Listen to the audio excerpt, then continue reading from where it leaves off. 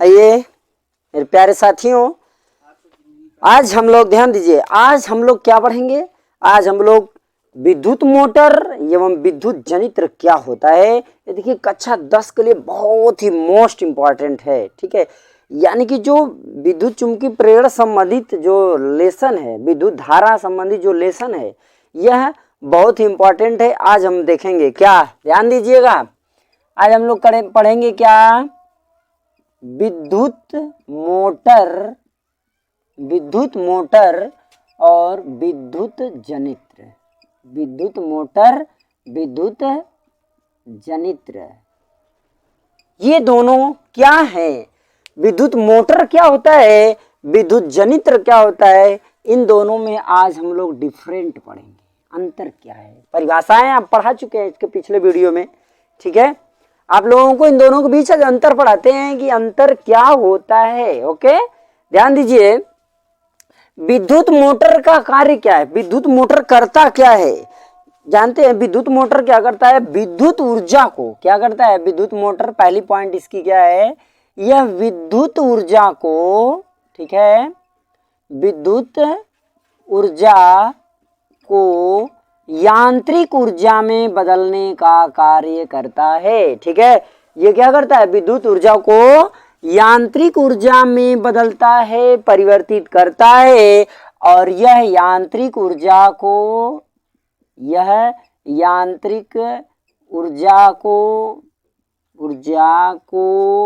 विद्युत ऊर्जा में बदलने का कार्य करता है।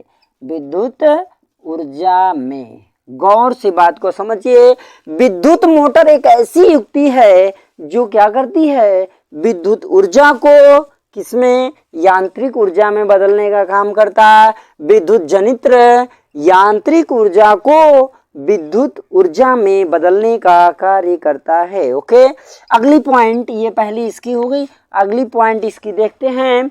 जो विद्युत ऊर्जा है, यानी कि जो विद्युत मोटर है, यह फ्लेमिंग के ध्यान समझिएगा, जो विद्युत मोटर है वो किस सिद्धांत पे काम करता है, फ्लेमिंग के, ध्यान समझिए बात को, किस पे, फ्लेमिंग के किस हाथ के नियम पर काम करता है, फ्लेमिंग के बाएं हाथ के नियम पर यह कार्य करता है। बाएं हाथ के नियम पर कार्य करता है। देखिए, बाएं हाथ का नियम जो नहीं पढ़े होंगे वो ध्यान रहे, मेरे पिछले वीडियो में जाकर के फ्लेमिंग के बाएं हाथ का नियम जरूर देखें। ठीक है, चलिए, फ्लेमिंग के बाएं हाथ के नियम पर कार्य करता है, विद्युत मोटर सिद्धांत है। ठीक है, यानी विद्युत मोटर से सवाल पूछता है कि विद्युत मोटर किस सिद्धांत पे कार्य करता है, तो विद्युत मोटर फ्लेमिंग के बाएं हाथ के सिद्धांत पे, जो फ्लेमिंग के बाएं हाथ का सिद्धांत है उस सिद्धांत पे विद्युत मोटर कार्य करता है। और विद्युत जनित्र की बात होती है कि विद्युत जनित्र किस सिद्धांत पे कार्य करता है, तो विद्युत जनित्र विद्युत चुंबकीय प्रेरण के सिद्धांत पे काम करता है। किस सिद्धांत पर, विद्युत, ध्यान से समझिएगा, विद्युत चुंबकीय प्रेरण के सिद्धांत पर, ठीक है, सिद्धांत पर कार्य करता है। ठीक है, कौन कार्य करता है, विद्युत चुंबकीय प्रेरण के सिद्धांत पे कार्य कौन करता है, विद्युत जनित्र करता है। गौर से बात को समझिए, बहुत ही इंपॉर्टेंट है, ये परीक्षा में आता है, हर साल आता है, फिर आएगा। ठीक है, पूछता है कि विद्युत मोटर विद्युत जनित्र में अंतर क्या होगा। ध्यान दीजिएगा, यह क्या करता है, विद्युत चुंबकीय प्रेरण के सिद्धांत पे काम करता है। विद्युत मोटर फ्लेमिंग के बाएं हाथ के नियम पर कार्य करता है, इसको गौर समझिए। अगला तीसरी पॉइंट देखिएगा, जो विद्युत मोटर होता है, ठीक है ना, विद्युत मोटर होता है, इसमें क्या होता है, इसमें दो बल युग्म होते हैं। ठीक है, इसका जो बल युग्म होता है, बल युग्म माने क्या होता है, बल युग्म मतलब दो बलों का युग्म। ठीक है, ये जो विद्युत मोटर होता है ये क्या करता है, ये बल युग्म कुंडली को चुंबकी, ठीक है, ये दोनों बल युग्म जो होते हैं, जो दो बल लगते हैं इस पे मोटर पे, वो क्या करते हैं, कुंडली को क्या करते हैं, कुंडली को क्या करते हैं, कुंडली को चुंबकीय क्षेत्र में लगातार घुमाता रहता है। क्या करता है, बलयुग्म कुंडली को चुंबकीय क्षेत्र में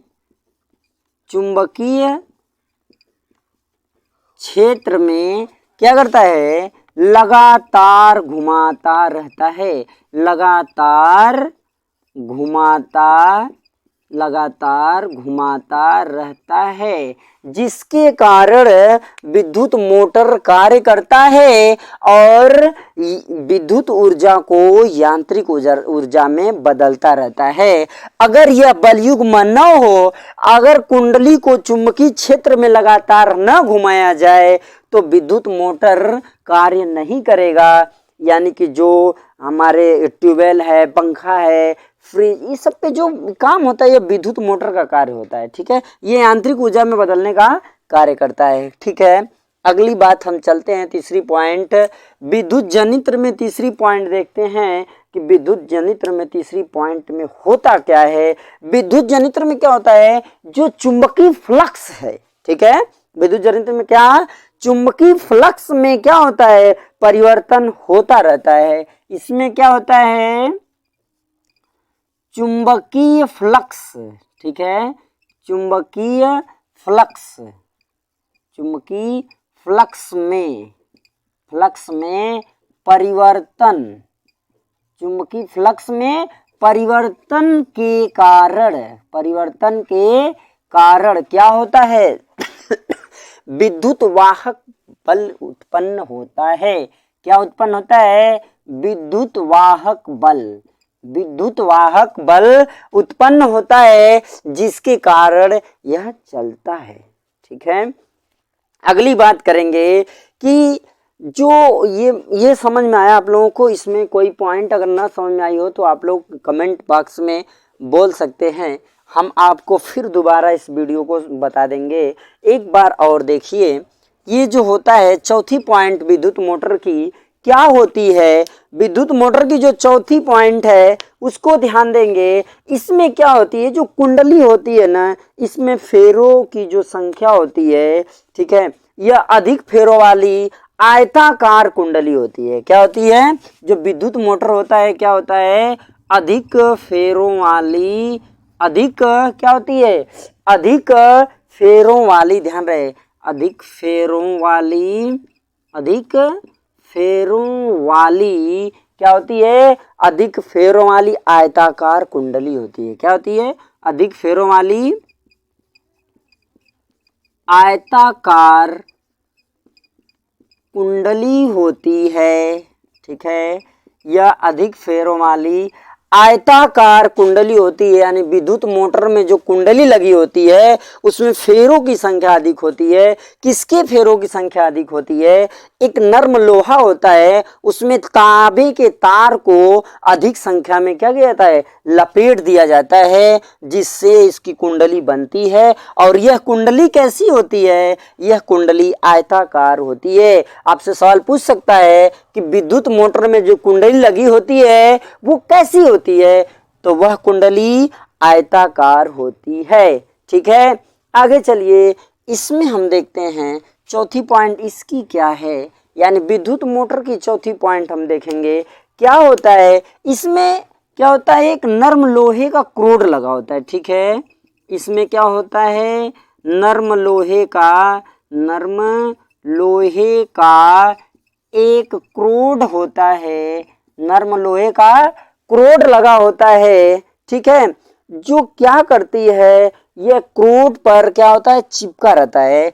यह एक क्रोड होता है, एक क्रोड पर क्या होती है, चिपकी रहती है। ठीक है, क्रोड पर क्या होती है, चिपकी रहती है, और इसमें तारों की जो कुंडली बनी होती है, ठीक है, इसमें क्या होती है, पृथक तारों की कुंडली होती है। इसमें क्या होती है, इसमें पृथक, ठीक है, पृथक क्या होती है, तारों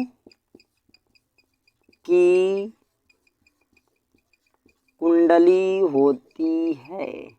ठीक है ना, इसमें पृथक तारों की कुंडली होती है। गौर से बात को समझिए। ये विद्युत जनित्र और विद्युत मोटर में हो गया अंतर। ठीक है, अगला प्रश्न आप लोग ध्यान से इसका स्क्रीनशॉट लीजिए, बहुत ही मोस्ट इंपॉर्टेंट है, परीक्षा में आएगा ही आएगा ये।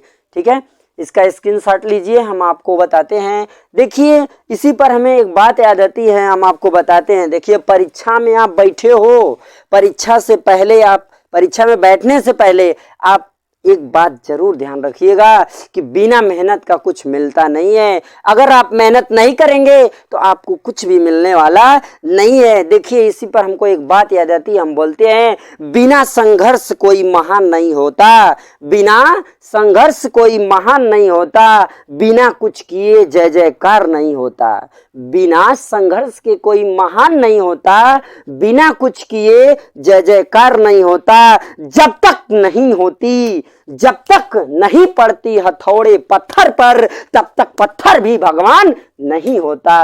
इस बात को ध्यान रखिए। इसलिए जब आपको अच्छा नंबर लाना है तो आप हथौड़े पर हथौड़े मारिए, इतना हथौड़े मारिए कि प्रश्न चकनाचूर हो जाए। और आप जब लिखने बैठे तो ऐसा लिखाए जैसे लग रहा है कि हम याद नहीं किए, हमको सब आ रहा है।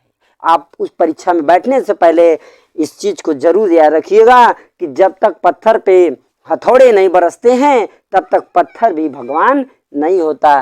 ध्यान रखिए। अगला प्रश्न पर ध्यान दीजिए। अगला प्रश्न देखिए क्या है।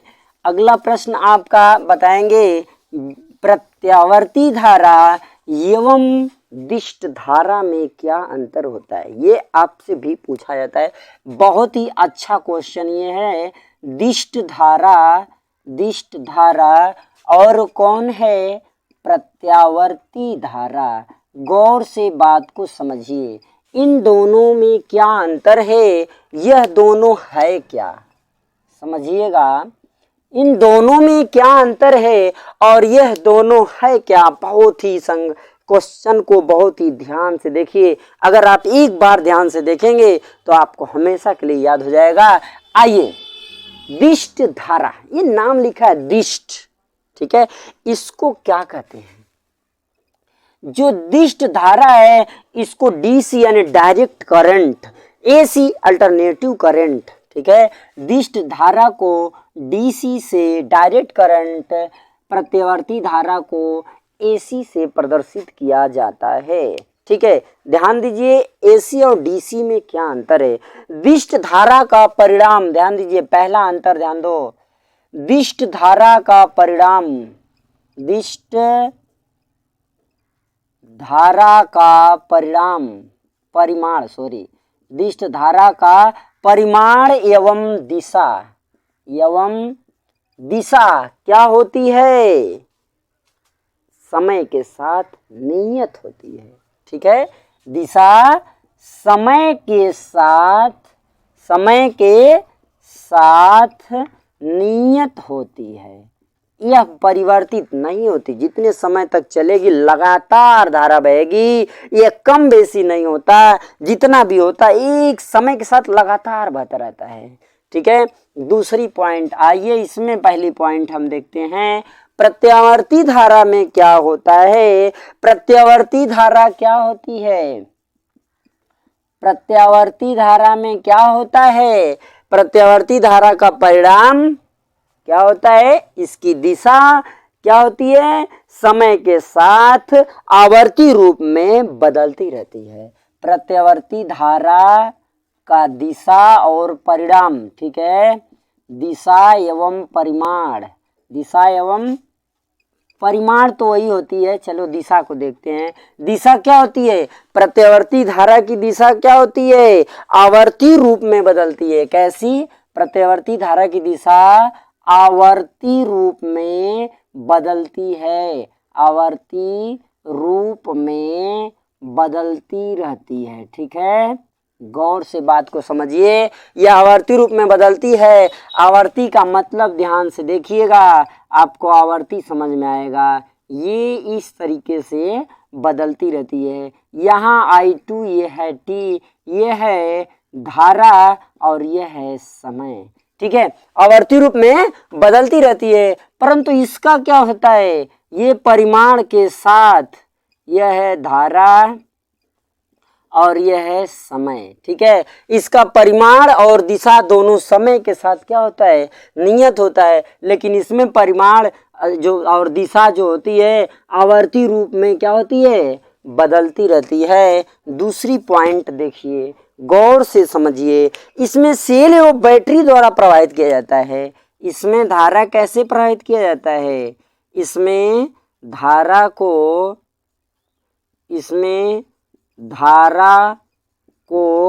सेल एवं बैटरी द्वारा प्रवाहित किया जाता है। ठीक है, प्रवाहित किया जाता है। और इसमें क्या होता है, इसमें जनित्र द्वारा प्राप्त किया जाता है। इसमें धारा